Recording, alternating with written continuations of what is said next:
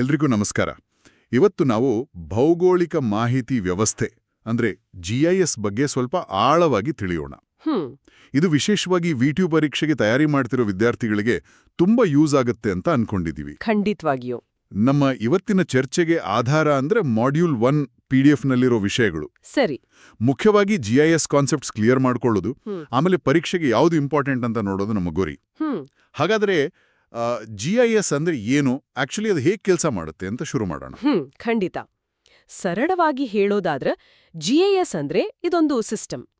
ಭೂಮಿಗೆ ಸಂಬಂಧಪಟ್ಟ ಡೇಟಾ ಅಂದ್ರೆ ಒಂದು ಸ್ಥಳಕ್ಕೆ ಲಿಂಕ್ ಆಗಿರೋ ಮಾಹಿತಿಯನ್ನ ಓಕೆ ಸಂಗ್ರಹ ಮಾಡೋಕೆ, ಅದನ್ನ ಸ್ಟೋರ್ ಮಾಡೋಕೆ, ವೆರಿಫೈ ಮಾಡೋಕೆ, ಬೇರೆ ಬೇರೆ ಡೇಟಾ ಜೊತೆ ಸೇರಿಸೋಕೆ, ಮ್ಯಾನೇಜ್ ಮಾಡೋಕೆ, ವಿಶ್ಲೇಷಣೆ ಮಾಡೋಕೆ, ಆಮೇಲೆ ಅದನ್ನ ತೋಲ್ಸೋಕೆ ಯೂಸ್ ಮಾಡುವಂಥ ಒಂದು ವ್ಯವಸ್ಥೆ.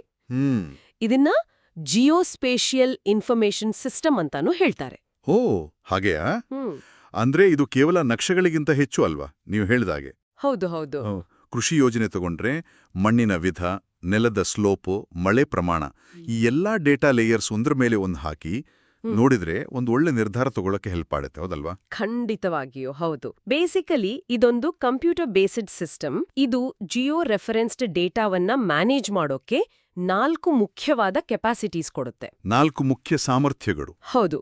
1 ಇನ್ಪುಟ್ ಅಂದ್ರೆ ಡೇಟಾ ಒಳಗೆ ತಗೊಳ್ಳೋದು. 2 ಡೇಟಾ ಮ್ಯಾನೇಜ್ಮೆಂಟ್ ಅಂದ್ರೆ ಅದನ್ನ ಸರಿಯಾಗಿ ಜೋಡಿಸಿ ಇಡೋದು. ಸರಿ. 3 ಪರಿಷ್ಕರಣೆ ಮತ್ತು ವಿಶ್ಲೇಷಣೆ ಅಂದ್ರೆ ಮ್ಯಾನಿಪ್ಯುಲೇಷನ್ ಅಂಡ್ ಅನಾಲಿಸಿಸ್. 4 ಔಟ್ಪುಟ್ ಅಂದ್ರೆ ರಿಸಲ್ಟ್ಸ್ ತೋರ್ಸೋದು. ಓಕೆ, ಈ ಡೇಟಾ ಎಲ್ಲಿದೆ ಅನ್ನೋದು ತುಂಬಾ ಮುಖ್ಯ ಅನ್ಸುತ್ತೆ.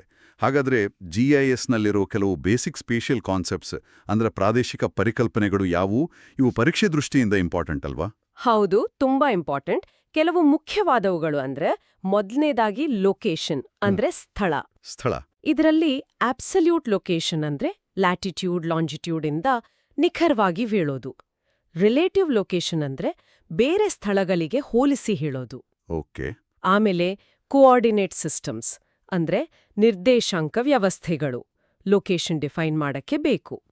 ಇದರಲ್ಲಿ GCS, PCS ಅಂತ ಮುಖ್ಯವಾಗಿ 2 ವಿಧ. ಅದ್ರ ಬಗ್ಗೆ ಆಮೇಲೆ ನೋಡೋಣ. ಸರಿ. ಆಮೇಲೆ ಸ್ಪೇಷಿಯಲ್ ಡೇಟಾ ಅಂದ್ರೆ ಪ್ರಾದೇಶಿಕ ಡೇಟಾ. ಇದರಲ್ಲಿ ವೆಕ್ಟರ್ ಮತ್ತೆ ರಾಸ್ಟರ್ ಅಂತ ಬರುತ್ತೆ. ವೆಕ್ಟರ್ ಅಂದ್ರೆ ಪಾಯಿಂಟ್ಸ್, ಲೈನ್ಸ್, ಪಾಲಿಗಾನ್ಸ್ ಹಾಗೆ ಅಲ್ವಾ? ಹೌದು.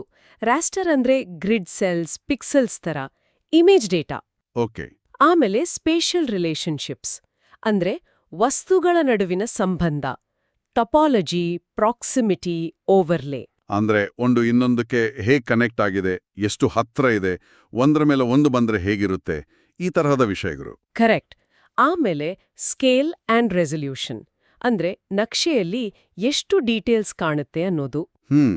ಕೊನೆಯದಾಗಿ ಸ್ಪೇಷಿಯಲ್ ಅನಾಲಿಸಿಸ್ ಅಂದ್ರೆ ಬಫರಿಂಗ್, ಇಂಟರ್ಪೊಲೇಷನ್, ನೆಟ್ವರ್ಕ್ ಅನಾಲಿಸಿಸ್, ಈ ತರದ ಟೆಕ್ನಿಕ್ಸ್. ಈ ಕೋಆರ್ಡಿನೇಟ್ ಸಿಸ್ಟಮ್ಸ್ ಬಗ್ಗೆ ಸ್ವಲ್ಪ ಜಾಸ್ತಿ ಹೇಳಿ. GCS ಮತ್ತೆ PCS ನಡುವೆ ವ್ಯತ್ಯಾಸ ಏನು? ಇದು ಪರೀಕ್ಷೆಗೆ ಮುಖ್ಯವಾದ ಪಾಯಿಂಟ್ ಅಂತ ಹೇಳಿದ್ರಿ. ಹೌದು, ಇದು ತುಂಬಾ ಮುಖ್ಯ. GCS ಅಂದ್ರೆ ಜಿಯೋಗ್ರಾಫಿಕ್ ಕೋಆರ್ಡಿನೇಟ್ ಸಿಸ್ಟಮ್. ಇದು ಭೂಮಿಯ 3D ಶೇಪ್ ಅಂದ್ರೆ ಗೋಳಾಕಾರದ ಮೇಲ್ಮೈಯನ್ನೇ ಬಳಸುತ್ತೆ. ಲ್ಯಾಟಿಟ್ಯೂಡ್, ಲಾಂಜಿಟ್ಯೂಡ್ ಇದರ ಬೇಸಿಸ್. WGS 84, GPS ಬಳಸೋದು ಇದೊಂದು ಉದಾಹರಣೆ. ಓಕೆ. ಇದು ಗ್ಲೋಬಲಿ ಸ್ಟೇಬಲ್. ಆದ್ರೆ ಭೂಮಿ ರೌಂಡ್ ಇರೋದ್ರಿಂದ 2D ಮ್ಯಾಪ್ ಮೇಲೆ ಡಿಸ್ಟೆನ್ಸ್, ಏರಿಯಾ ಅಳಿಯೋವಾಗ ಡಿಸ್ಟಾರ್ಷನ್ ಅಂದ್ರೆ ಅಸ್ಪಷ್ಟತೆ ಬರುತ್ತೆ. ಹೌದು, ಫ್ಲಾಟ್ ಮ್ಯಾಪ್ ಮೇಲೆ ತೋರಿಸುವಾಗ ಅದು ಸಹಜ. ಅದೇ PCS ಅಂದ್ರೆ ಪ್ರೊಜೆಕ್ಟೆಡ್ ಕೋಆರ್ಡಿನೇಟ್ ಸಿಸ್ಟಮ್ ಭೂಮಿಯ 3D ಸರ್ಫೇಸ್ ಅನ್ನ ಮ್ಯಾಥಮ್ಯಾಟಿಕಲ್ ಫಾರ್ಮುಲಾ ಬಳಸಿ 2D ಫ್ಲಾಟ್ ಸರ್ಫೇಸ್ ಮೇಲೆ ಪ್ರೊಜೆಕ್ಟ್ ಮಾಡುತ್ತೆ. ಪ್ರೊಜೆಕ್ಟ್. ಹೌದು.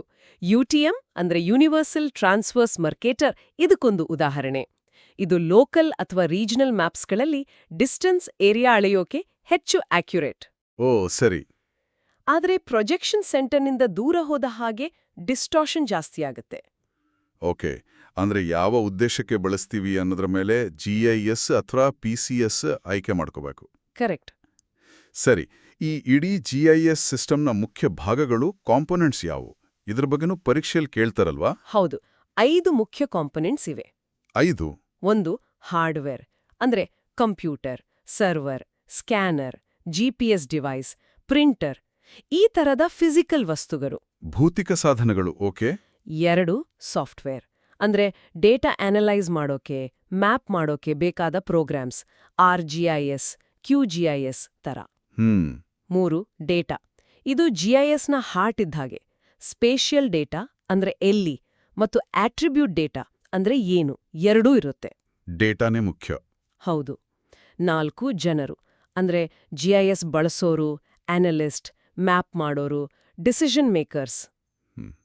ಅವರ ಸ್ಕಿಲ್ಸ್ ಬೇಕು. ಕರೆಕ್ಟ್. 5 ವಿಧಾನಗಳು, ಅಂದ್ರೆ ಮೆಥಡ್ಸ್.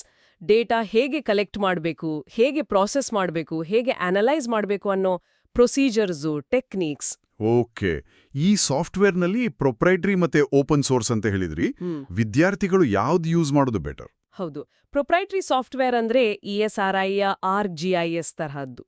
ಕಂಪನಿಗಳು ಡೆವಲಪ್ ಮಾಡಿದ್ದು, ಲೈಸೆನ್ಸ್ ಫೀ ಕೊಟ್ಟು ಬಳಸಬೇಕು.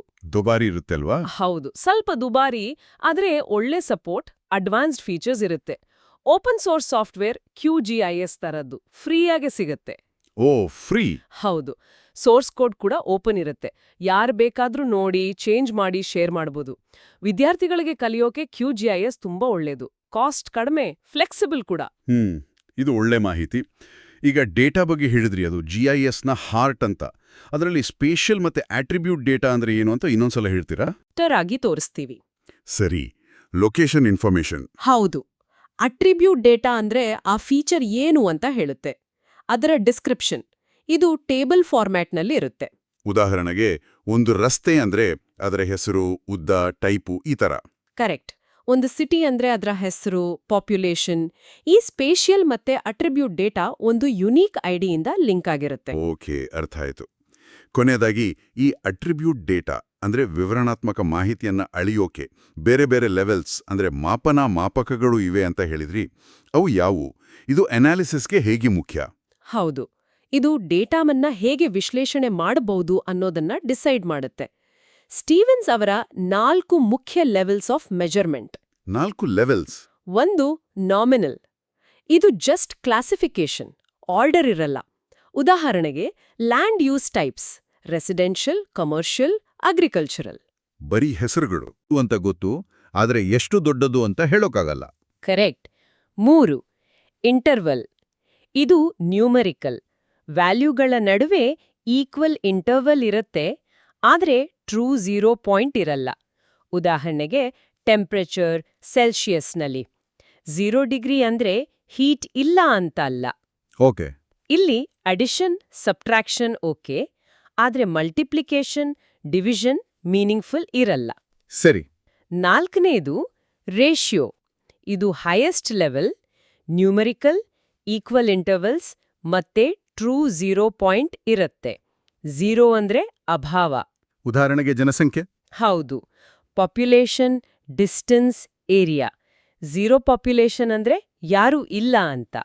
ಇಲ್ಲಿ ಎಲ್ಲ ಮ್ಯಾಥಮ್ಯಾಟಿಕಲ್ ಆಪರೇಷನ್ಸ್ ಮಾಡ್ಬೋದು. ಓಹೋ, ಸೊ ಡೇಟಾ ಯಾವ ಲೆವೆಲ್ನದ್ದು ಅಂತ ತಿಳ್ಕೊಂಡ್ರೆ ಯಾವ ಅನಾಲಿಸಿಸ್ ಮಾಡ್ಬೋದು, ಯಾವ ಥರ ಮ್ಯಾಪ್ ಮಾಡ್ಬೋದು ಅಂತ ಡಿಸೈಡ್ ಮಾಡಕ್ಕೆ ಈಸಿ ಆಗುತ್ತೆ. ಪರೀಕ್ಷೆಗೂ ಇದು ಮುಖ್ಯ ಅಲ್ವಾ? ಖಂಡಿತ. ಸರಿಯಾದ ಅನಾಲಿಸಿಸ್ ಮೆಥಡ್ ಚೂಸ್ ಮಾಡೋಕೆ, ಸರಿಯಾದ ವಿಜುವಲೈಸೇಷನ್ ಮಾಡೋಕೆ ಈ ತಿಳುವಳಿಕೆ ತುಂಬಾ ಅಗತ್ಯ. ತುಂಬಾ ಚೆನ್ನಾಗಿ ವಿವರಿಸಿದ್ರಿ. ಇವತ್ತು ನಾವು GIS ಅಂದ್ರೆ ಏನು, ಅದರ basic spatial concepts, coordinate systems, components, software types, data types, ಆಮೇಲೆ ಈ ಲೆವೆಲ್ಸ್ ಆಫ್ ಮೆಜರ್ಮೆಂಟ್ ಬಗ್ಗೆ ಮುಖ್ಯವಾಗಿ VTU ಪರೀಕ್ಷಾ ದೃಷ್ಟಿಯಿಂದ ಡಿಸ್ಕಸ್ ಮಾಡಿದ್ದೇವೆ. ಈ ಪಾಯಿಂಟ್ಸ್ ನೆನ್ಪಿಟ್ಕೊಂಡ್ರೆ ಪರೀಕ್ಷೆ ಬರೆಯೋಕೆ ಹೆಲ್ಪ್ ಆಗುತ್ತೆ. ಹೌದು. ಇನ್ನೊಂದು ವಿಷಯ ನೆನ್ಪಿಡ್ಬೇಕು. GIS ಅನ್ನೋದು ಬರೀ ಒಂದು ಟೆಕ್ನಾಲಜಿ ಅಲ್ಲ, ಅದೊಂದು ಯೋಚನೆ ಮಾಡೋ ರೀತಿ. ನಮ್ಮ ಸುತ್ತಲಿನ ಪ್ರಪಂಚವನ್ನ ಅರ್ಥ ಮಾಡ್ಕೊಳ್ಳೋಕೆ, ಅನಲೈಸ್ ಮಾಡೋಕೆ, ಒಳ್ಳೆ ನಿರ್ಧಾರ ತಗೊಳ್ಳೋಕೆ ಇದೊಂದು ಪವರ್ಫುಲ್ ಟೂಲ್. ಈ ಬೇಸಿಕ್ಸ್ ತಿಳಿದು ಮೇಲೆ ಬೇರೆ ಬೇರೆ ಫೀಲ್ಡ್ಸ್ನಲ್ಲಿ, ಉದಾಹರಣೆಗೆ city planning, environment management, resource management, ಅಲ್ಲಿರೋ ಪ್ರಾಬ್ಲಮ್ಸ್ಗೆ ಈ ಸ್ಪೇಷಿಯಲ್ ಪರ್ಸ್ಪೆಕ್ಟಿವ್ ಹೇಗೆ ಹೊಸ ಸೊಲ್ಯೂಷನ್ಸ್ ಕೊಡಬಹುದು ಅಂತ ಯೋಚನೆ ಮಾಡಬಹುದು. ಖಂಡಿತ. ಈ ಉಪಯುಕ್ತ ಚರ್ಚೆಗೆ ತುಂಬಾ ಧನ್ಯವಾದಗಳು. ನಿಮಗೂ ಧನ್ಯವಾದಗಳು.